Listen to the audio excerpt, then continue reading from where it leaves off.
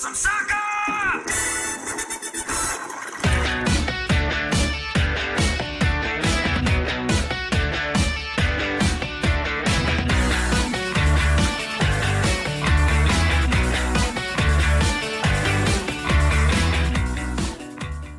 Right, we're all slightly worried about this podcast because Henry's hanging out of his arse.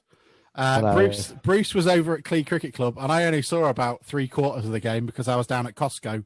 The one that everybody saw during the pandemic, fighting for toilet roll. It's not like that at the moment, at least. Gentlemen, how are you? Not like the glory days. No. you do sound all right. You don't sound too bad. I'm hanging in there.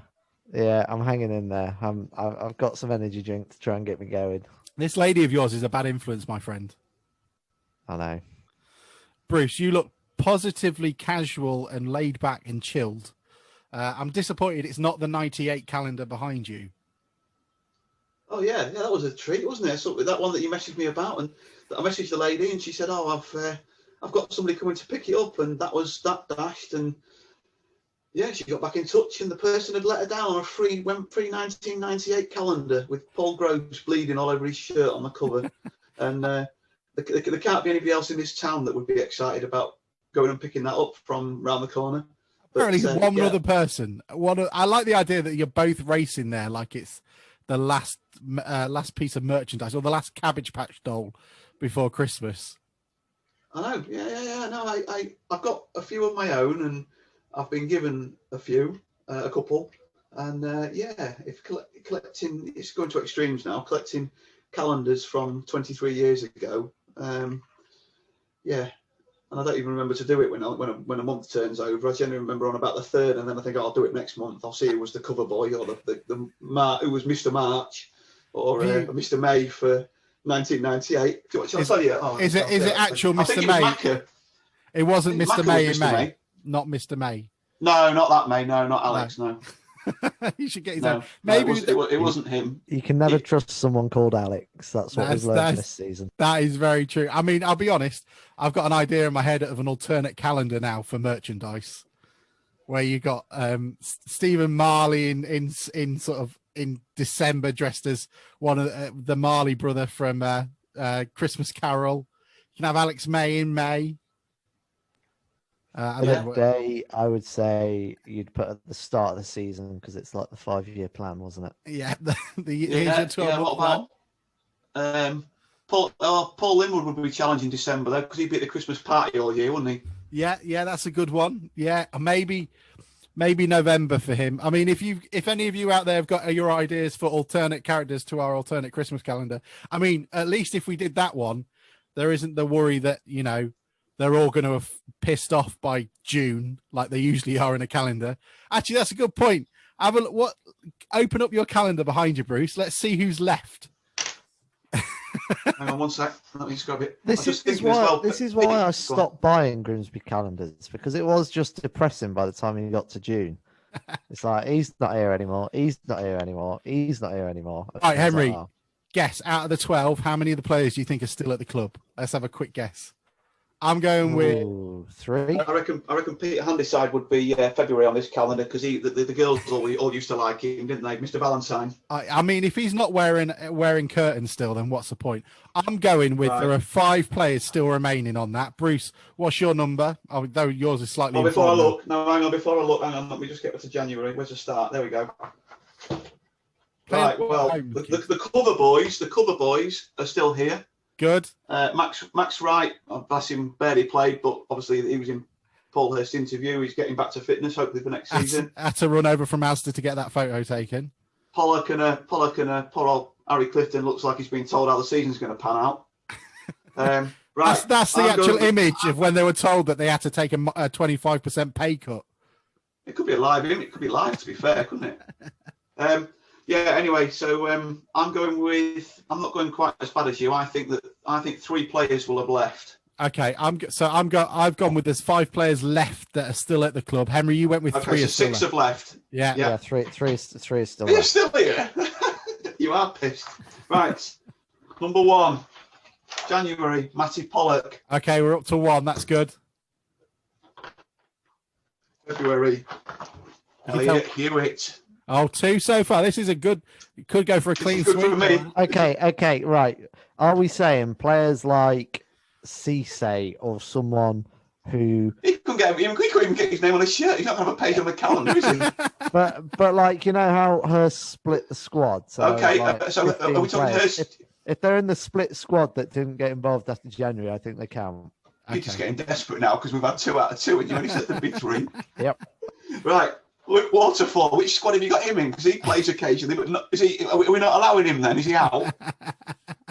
I mean, the question is, would you actually want him on your calendar? Luke Waterfall is March. Right. Oh, the man for April and May, Matt Green, goal machine. Oh, ruining my birthday month. What's that? My month as well. I was born on the same day as Alan Buckley and Adolf Hitler. April the 20th. What a pair. Actually, we're doing Harry Clifton in May. We've got a clean sweep so far. 5 out of 5 still here. I'm surprised at this. Maybe we haven't. Maybe the calendar knew. Maybe Who's the my ones that birthday work. month? Who's June? Not Luke me. Hendry Oh, Luke Hendry. Oh, God. still here. Right, so I'm out. I'm disappointed in The problem I'm is we've struggling. used 44 players and 40 of them are still probably at the club. Yeah, but they knew which players would still be. Yeah, but they also knew which 12 would probably actually get a game, and then they knew that all them loan signings. Because let's be couldn't honest, all- Macca's got to turn up as well still. Mr. July, Max Wright, still at the club. Yeah, kind of. Oh, here we go. August. It's the reveal month. Montel Gibson. It's a boy. Montel Gibson, he looks really happy. Oh, now we're getting into your players. Have we got some Danny Rose action yet? Are they running? George Williams. Oh, hang on. George My Williams. thing's broken here. Hang on. 1 second, listeners. You go. Who is it, George? He doesn't count. No, George Williams is out, is he? October, Danny Rose. There we go. The conspiracy month. Macca's going to be Father Christmas, isn't he? Right, November. Who's November? Is he still here? No, James Tilley. It's going downhill. This doesn't bode well for Macca, does it? They were We were they were running out of ideas by now. we were all right, yeah. Can't we just put Peter Anderside in again? December, Nigel Batch. No, James McEwen. Oh, that's not too December. bad then. Do you know what? That's probably better than most years, but that's probably one of the big problems. We can't get So rid is of that one? What? That's one left, isn't it? And 2 or 3 that Henry didn't allow me to count. 2 or 3, wasn't it? Yeah. So It's not there we like go. yeah, but they weren't commodity assets, were they? We couldn't get rid of them. That was the problem. No, I got this calendar for free when I went to buy a pair of socks that didn't have bottoms in them. That was my argument, Alex. You just explained it better than me. I tried to, but I did trip over my words as usual. Look, gentlemen, Right. I mean, you can tell we're short on content because none of us really had an in-depth review of the game. I would like to say, though, we played pleasantly well in terms of the style of football was actually quite enjoyable. Quite a lot of people staying up on the wings, giving us opportunities to offlay the ball. Matt Green had a really good game. I got to say so. Took his goal well and reacted well. Oh, I think just on Matt Green, like yeah, go ahead. we've slated him quite rightly, I think, on the pod throughout the season. But I think Hurst said it in his interview maybe last week at some point. Like, Yes, he did. Yeah. I think it says a lot that he's still turning up to training, putting a bit of effort in, and he's come in and bagged a couple of goals. So I mean, the majority of players, 2 games left in the season, knowing they're not going to be here next season, could well have just switched off and already been on the beach. But I mean, fair play for putting a bit of effort in. I think as well, Henry. Sorry, Alex, go on. No, I was just going to be cynical and go, it's almost like he's realised that he's not got a job for next year and he needs to put in a few performances. But I think I think he's done quite well. And that Hurst interview did change my opinion on him a little bit. Bruce, what were you going to say? I think that we're just a couple of years too late with him. I think, like you say, he's had a rough ride this season, but I think anybody that's been up front this season for us, until quite recently, how many chances were we creating? How many times have we talked since I started doing the pod with you that, we didn't create chances for the forwards. It's only sort of since Lenny's come back and missed a couple. That's the only time we ever point out created chances, isn't it? When we missed them, or I don't think it's been a good season or two to be in our front line or anywhere in the team for that matter So I think, yeah, we've maybe been a little bit overcritical, some rightly, but I do think that we've probably signed him a year or two. We probably signed him a year or two too late. And I think that's been a problem with the club, just full stop, isn't it? Instead of buying those upcoming in talents that we have done, and Hurst was brilliant at, the Bogles and the Hearns and alike, we were buying the guys which we fell into as we got relegated last time round. The Conlons and the Peacocks and the whatevers. And I think I think Bruce is spot on. Like with Matt Green, we did sign him too late. And you could probably say the same with James Hansen as well. Like this season's probably been one too many for him. Same with Danny Rose.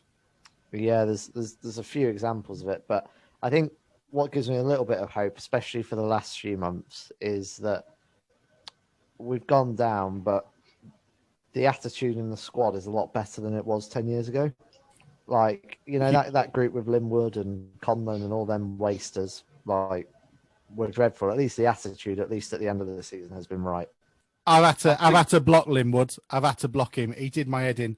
It seemed like the only thing he was interested in anymore was the only last bit of hurrah, because every other club has forgotten about him, was that we remembered him. So I've blocked him on Twitter on the account because I'm done with that prick. What were you going to say, Bruce? I think as well, Henry. I think as well, Henry. Lee Peacock was definitely in that category because I think he was a good bloke, and I think the fact that he stayed on after we went down, I think he was a good player and a good bloke, but again, it was just too late for him. Yeah, absolutely agreed. And it'll be nice to see, as I think we've already spoken about, Paul Hurst always finds an absolute diamond in the rough with strikers, and I'm very much looking forward to meeting whoever that is. Not that I'm putting on any due pressure on him.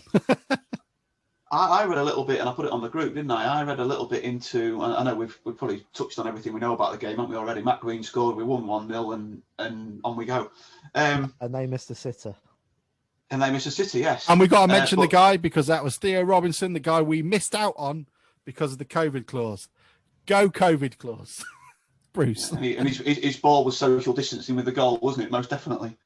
I just think Paul Hurst's interview that he gave Matt Dean, was it a pre-match interview? There were 20 minutes of it, and it was. I sort of read a little bit into it that he said that you set your budgets for next season, and I think there's quite a lot of dialogue now going on between Paul Hurst and the new majority shareholders, owners, whatever you want to call them. And he said, talking about talking about budgets, and he said, I think there'll be a couple in the division that are higher than us. Well, in the past, we've always been told by Mr. Fenty or the board that our salary, our contracts and that sort of thing, and the budget is competitive. We would have a competitive budget. And then a year further down the line, when the managers moved on, it turns out that was probably 12th, 13th, 14th in the division. But when Paul Hurst says a couple, that sounds promising to me. I don't think he would. He said, I know what expectation will be. And, it sounds to me like we should have one of the healthier budgets in the division. I don't know what you two think if you've heard the interview. Yeah, I've not heard it, but it wouldn't be a surprise if we're up there budget-wise, just purely because this season ourselves and Southend have had COVID support from the Football League. And we've got the parachute as well. Every other team in that division that we're going to be playing in next season won't have had that support. So just purely from that perspective, like the finances are going to be a bit healthier, aren't they? It's going to be really interesting as well come next year's accounts to see how much money of that 750,000 we have left. Given this year, we've also got the parachute payment for a year as well, which will help us. So I think we're going to have a great shot at it this time round. It's just very rare clubs jump straight back up. I think Bristol Rovers are the only ones that jump out at me of a team that have done it lately. Have Barnet done it? No, I think Barnet spent a couple of years down there, mate, and then they came up. It's like we can't forget, even though we will have a competitive budget in the top end, like we can't forget, like there's only 2 promotion spots, and it is a difficult division to get out of, just purely from that perspective. So I think as long as we're competitive and we're up there, then I think that's all we can ask for, really. I think we should. I think this. I don't think. I've said it before. I don't think we'll have the couple of 11th place finishes. I would be surprised if we don't finish in the playoffs. which is 7th now, isn't it? If we don't finish top 7, is, I don't think it's unrealistic to expect that. Well, there's also 2 extra playoff spaces now, isn't there? So top 1 goes up, and then it's 2, 3, 4, 5, 6, and 7 are in the playoffs now. Yes, yeah, that's what I say. So down That's to right. 7th. I think that with Paul Hurst here from the start, but I don't want to sound because there are teams that will go at it. But if the fans buy into the new ownership here and we get off to a good start, then it could be our best opportunity, perhaps in the first 2 or 3 years. I think. I'd agree. Without expecting that, I'm just saying I do think we could get on a roll. Sorry, Henry. Well, I just think that, like, you look at when we first went down 10 years ago, and season ticket sales were low, the ground was empty. I think sort of the return to football post-COVID, plus the fact that it'll be the first chance we've got since Fenty's left with a new sort of forward-looking owner, I really think that sort of the fans could really get behind it. And if we get that momentum early, then I think we could be in for a decent season. Are we at all worried about that sort of expectation that if we hit the ground running slowly, Hurst is, I mean, he's done it this time around as well. We're now 11th in the form tables. Do you worry about that? Do you worry about December time? Say we're sat 13th, 14th, won 4, drawn 4, lost 2 or sort of thing. Is that a worry at all? Or do you think we'll ride through it? I don't think think we'll be there. I don't honestly. Sorry, Henry. no.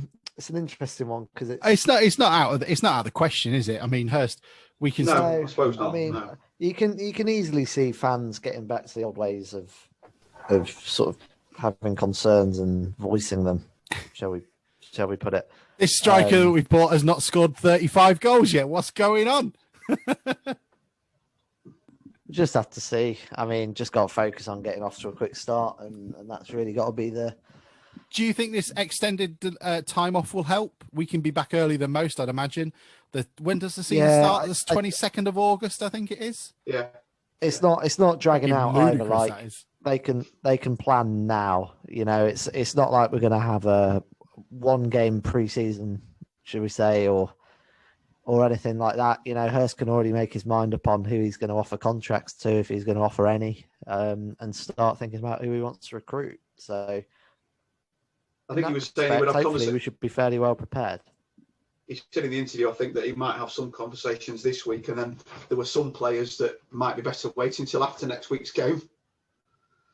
So whether that's some of the players that maybe might be under contract that he's saying, you're not in my plans, what can we do to move you on or help you move on? I'm very much of that. I've seen they're all over Twitter and Facebook and the Fishy and such, those lists of people that go, these are the people I would keep. I think they're a lot larger than what I would keep. There are people that I would like to keep around, like Coke and stuff, for attitude, but I'm very much not of the mindset that we should base a team around him or whoever. I'm happy for wholesale changes if that's what Hurst thinks. Again, I think I'll trust him implicitly to make those right decisions. It's whether or not we have the finances to get rid of the likes of Waterfall with his extra year contract and alike. I just hope they've got relegation clauses in and we can use them to get him out the door if he needs to, that is. Well, that's right, because the ones that are under contract, most of them are the ones that you shit. would say that he doesn't want to stay. Yeah. Maybe we could just tell, like, Danny Rose that aliens abducted him and returned him, and now it's 2 years into the future and his contract has ended. I mean, it might work. The guy believes anything. You never know. In fact, he might, if we get someone to surreptitiously ask him it, he might just believe it and he might be on his merry way thinking it's 2024. We can but hope.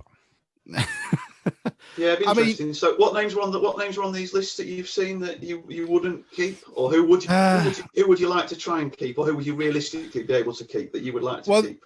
Okay, well, it ties in with the question actually. Someone asked us, going, Eastwood's been looked at yesterday before he had that pretty nasty injury. Do you think Hurst is looking at replacing Macca next season? Then we can start talking about that, I guess, because that helps. Macca's got 1 more year under contract, doesn't he? Yeah. So do you think? I think regardless he'll be here, but I think there'll be a genuine competition for the place. Yeah, because Hurst seems to really value that. I think all reports from the youth academy and such is that Ollie Battersby's a really good keeper and is one of our best sort of youth graduates in a long time. So I think he would be massively disappointed if he doesn't get that opportunity to be second keeper. I think I'd keep Macca. It's a position we don't then have to necessarily worry about unless Hurst wants to play in another particular way. I don't see a problem with having him in, and I think he's performed well since Eastwood's come in. But maybe that'd be the reason why he wants to keep him.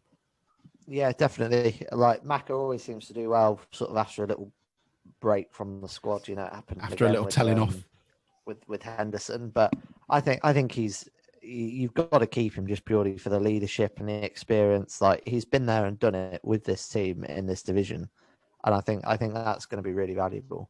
I think he's one of the higher earners, though, isn't he? You wouldn't keep him if you didn't think that he was going to be pretty certain to be one of your first team players.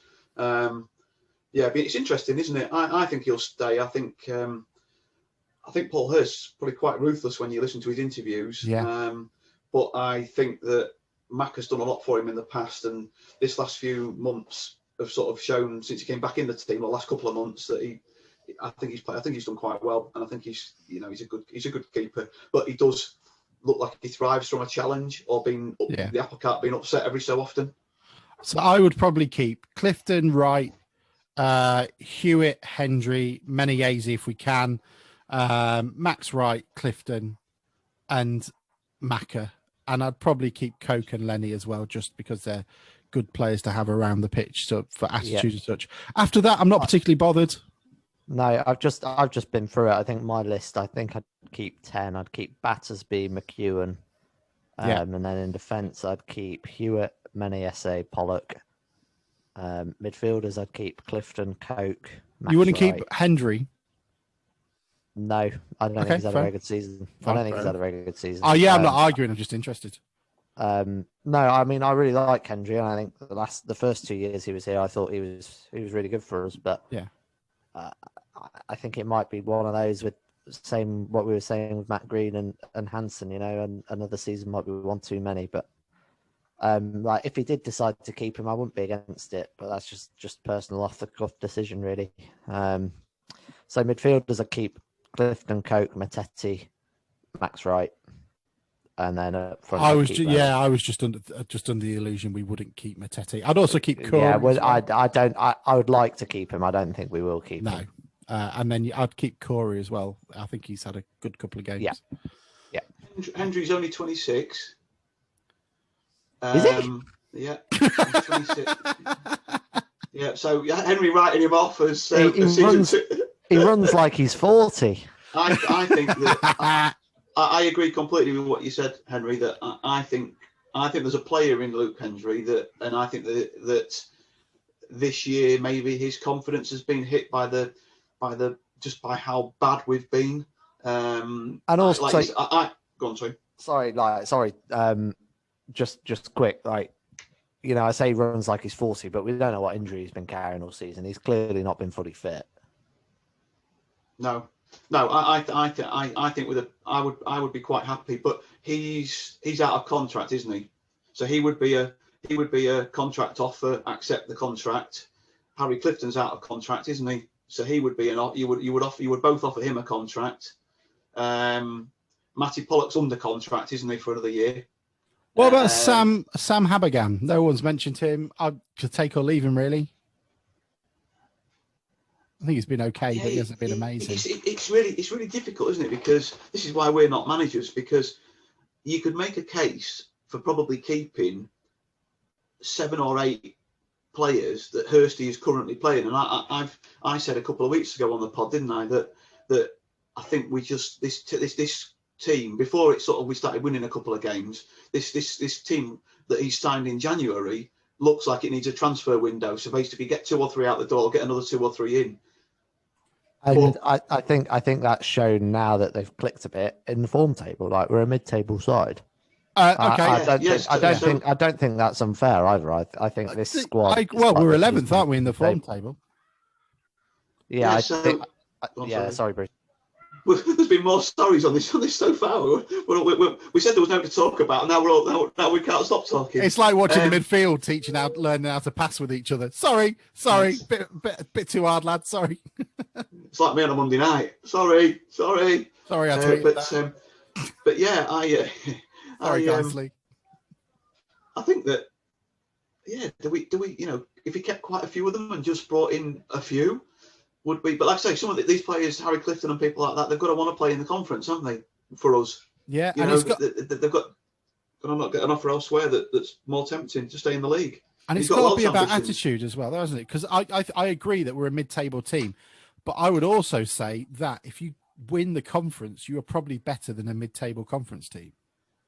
I'm not sure if you guys would think that or not. The gap's League not Two, big, is it? The gap's not massive at all, especially from the top end of the conference. I mean, we're the only team to revisit, I guess. Us and Barnet, isn't it? I guess the question is then, let's go with 6. Give me 6 players who are out the door tomorrow if you're in charge. Henry. Okay, I'll go Waterfall. I would go. It's harder than it sounds. Danny Rose, George Williams, Stephen Payne, obviously. Would he count? No, you can't have Moraes and Payne. They're gone. They're done. I'm going to make it harder for you. Hanson, Matt Green. Okay, Gibson. How many is that? Gibson, yeah.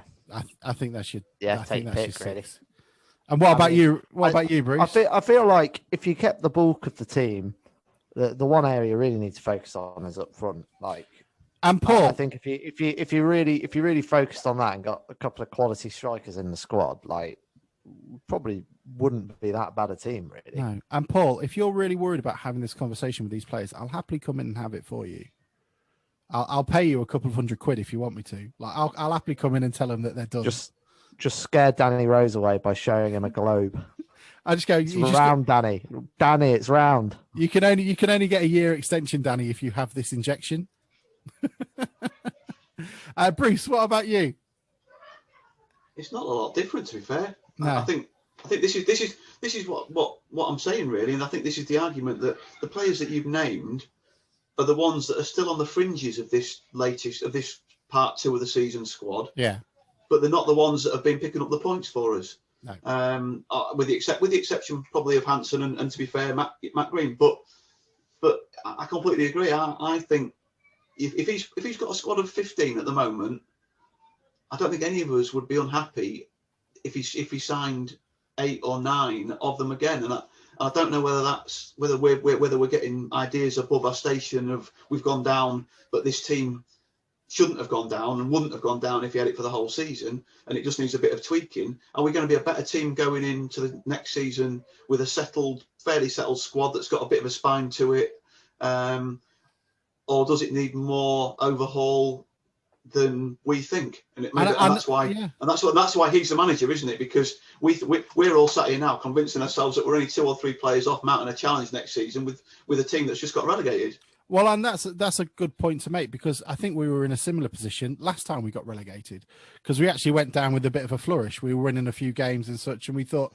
we wouldn't actually have to make that many changes. And we did. We needed to, because those players stunk of defeat and stunk of relegation and didn't know how to win a league and how to positively continue that consistent performance to do so. Because again, it's amazing. That's why I think it's so difficult, because you go into that league and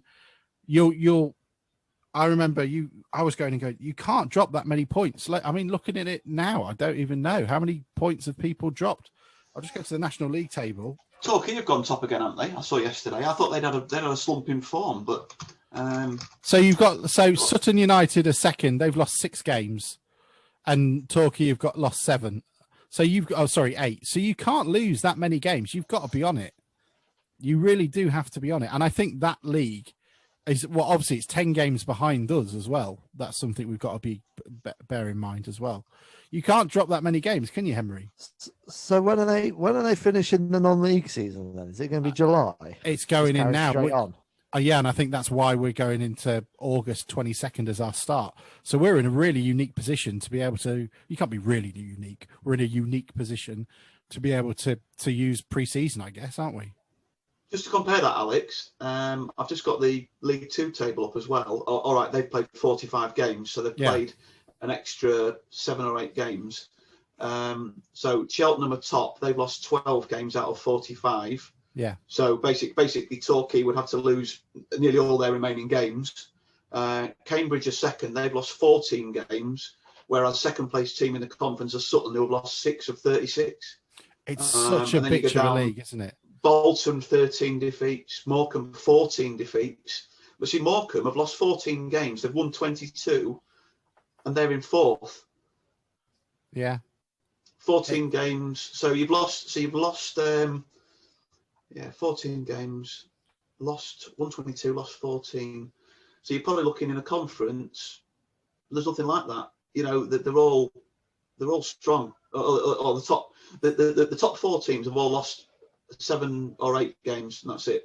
And I think that leads me on to our next question. Figures, yeah, and that leads me into my next question. I guess is when the problem with the conference is because there's only 2 spots. You've either got to get 100 points and win the league, or you go into the lottery of the playoffs, like we did for the last 4 or 5 seasons. And essentially, your season comes down to 3 games, doesn't it? So I guess the question is, how long do you think we'll be in there for? I honestly don't know.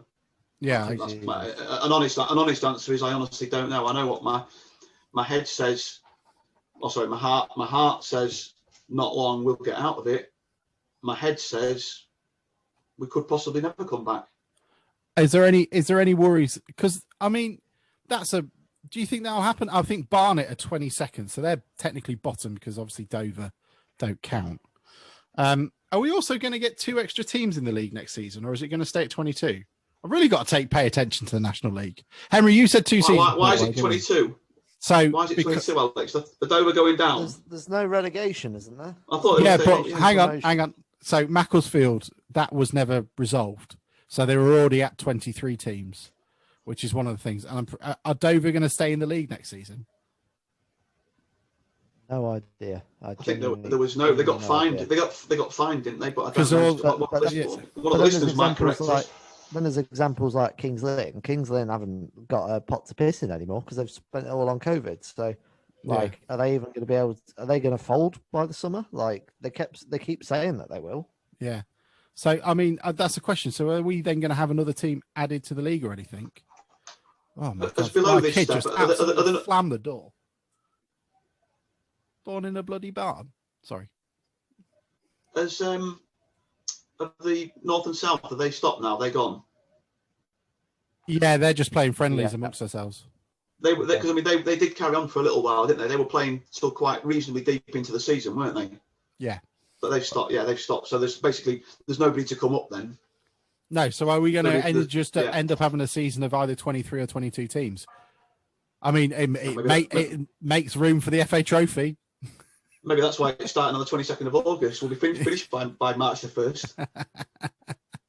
Henry, you said 2 seasons, didn't you? Yeah, he's just going to take a season for us to get settled and then go for it.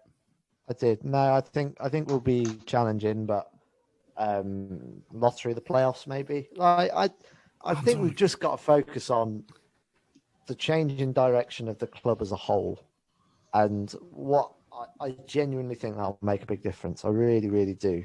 I think, it took 6 years because of Fenty in my mind, and I think with a change in leadership at the helm, but I'm more positive in terms of coming back.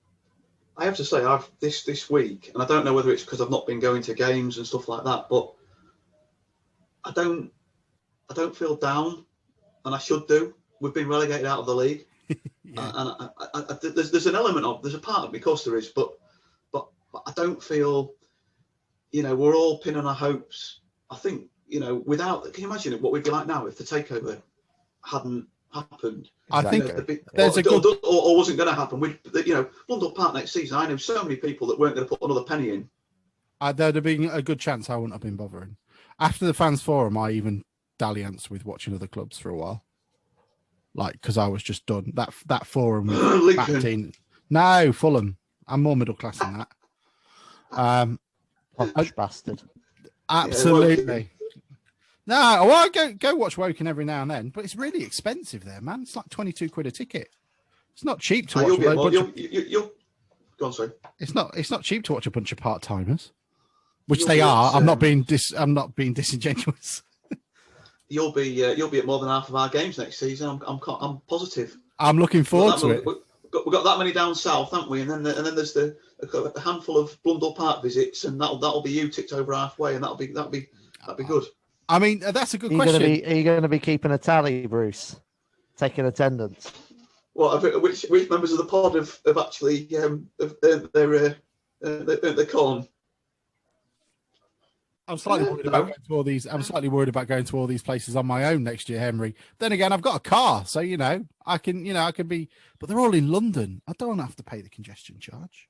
Can't you train? Can't you train? You can train Traino. to London, can't you? Traino. Yeah, I mean, Woking to London is like 23 minutes. They do like to say that. How old's your lad? He's 7. Oh, hey, I'll tell you what. Your missus is going to be loving it.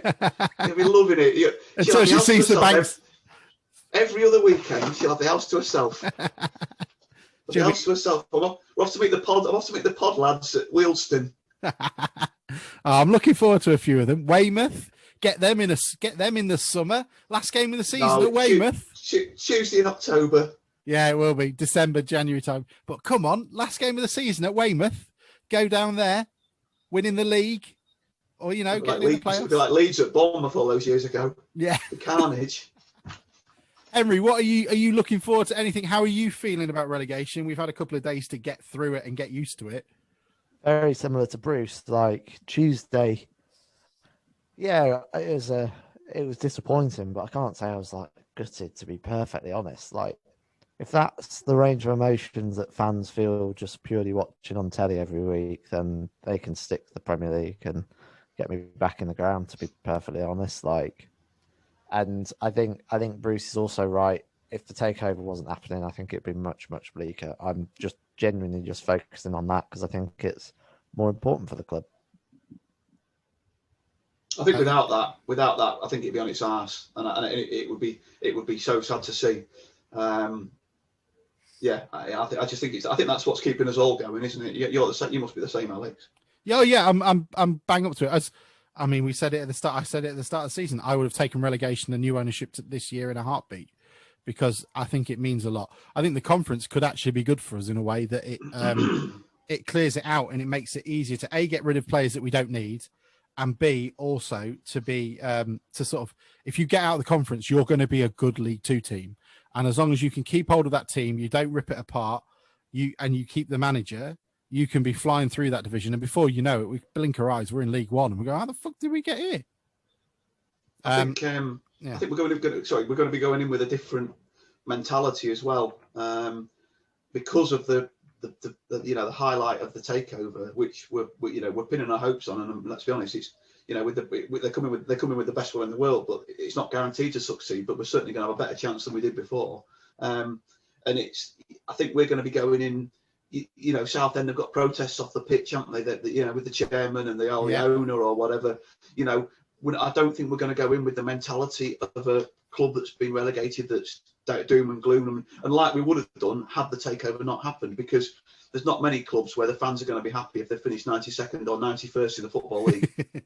And I think there's also a good... And we're not happy, but do you know what I mean? Yeah. And I think we're also very aware of the task we've got ahead of us. I've seen quite a few Billy Big Bollocks on the stupid Facebook pages of the conference and stuff coming, with Grimsby, come and enjoy your FA Cup final day, etc., all that shit.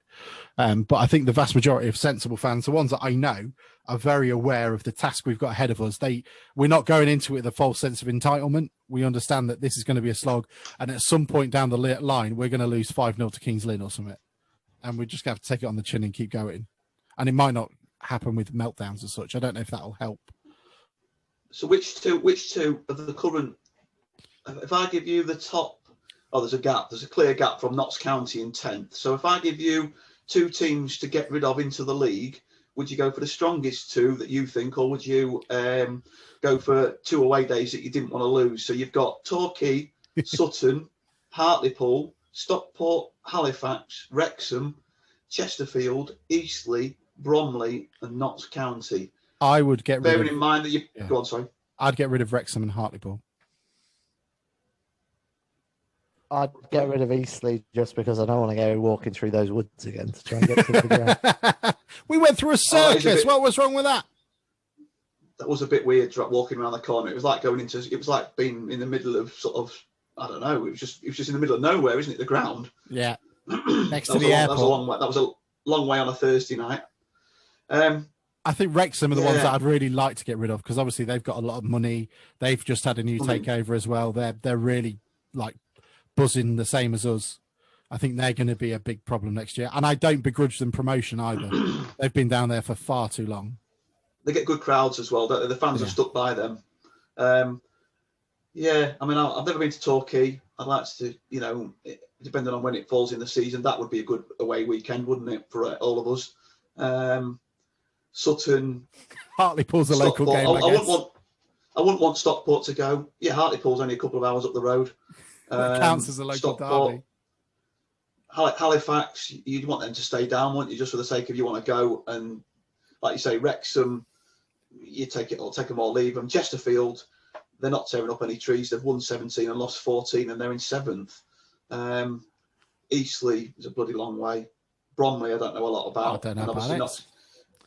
And Notts County. Bromley, I just don't know anything about JJ them. JJ Hooper's there. Right. Harry Cardwell, I think's there as well, smashing them in. It's the return of the Grimsby Strikers. Matt Green will join them next year. You watch. I just hope we don't have that thing that in the first season where you get the 15 or 20 fans that come and they score their goal of the decade against us. It used to happen in the first couple of seasons we went down. They used to bang them in at the pontoon end from 25 yards on the volley for every other week. And you'd sit there as the minibus, the minibus went off singing down Grimsby Road, and you'd be like traipsing home, and it was just like, oh, here we go. God. But, I guess. Yeah, I'm excited for Wednesday. Talking about next season. What do we? There's quite a few. Two questions have come in about season tickets. What do you think is going to happen next year? We'll probably might get a better idea of what might happen next week. But how many people do you think we can get in? What would you expect? Do you reckon we'll get 3,000 season tickets? Do you reckon there'll be any changes? What are your hopes? What do you expect to happen? And what would you like us to aspire to do, Henry? I hope we hit 3,000, and I expect we'll hit 3,000. In terms of pricing, don't know, because the year out's kind of skewed everything. So yeah, we'll have to see. But I think the aim will be to get as many people in the ground as possible, and so I'd expect we'll get a bit of momentum and get 3,000 sold. Do you expect a reduction then, or more offers? Like, I guess people bang on about the shift season ticket and then maybe like a family season ticket, or do you think cheaper pricing? I think maybe fractionally cheaper, but I don't know. To be honest, I don't know, but I think there'll be more creativity around the sale of tickets anyway, rather than the usual, we've got this grace period early to renew, and then it magically gets extended week by week by week by week to try and We've get got a two more card people to now. buy it. You get a card. We do. They look swanky. I like them. Bruce is one of the only 4 people that have got theirs. Bruce, what are you hoping? What are you hoping for? What numbers do you expect, and what would you like to see them do? I guess in the realms of possibility, rather than just go, I want them all to be £100. I've just banged my microphone. No, I disagree with that. I disagree with people that just say that.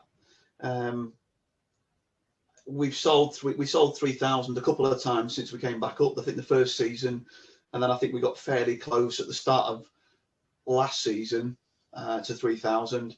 This year, I think we sold about 1,400 on the prospect of not going. So you've got to bear in mind that we didn't know when I bought my season ticket. I didn't know that I wouldn't see a game this season, but I was well aware at the last July or whenever that we were in the middle of the pandemic and it might be Christmas before I got into a game. I didn't think I wouldn't see it, but so there weren't so many people prepared to take a gamble. I think they will have to be creative.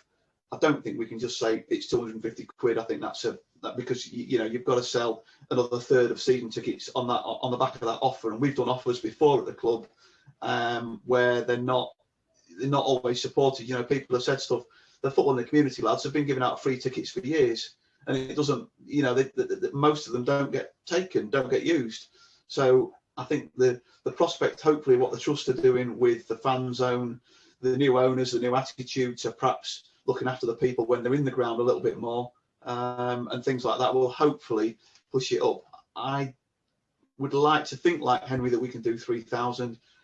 I think it might be a bit of a push, and we might have to. I think Henry and I had this. We had a chat on Twitter the other week about it, and I think we might have to start as to our core. We might get 2,500, 3,000, and then build on it year on year.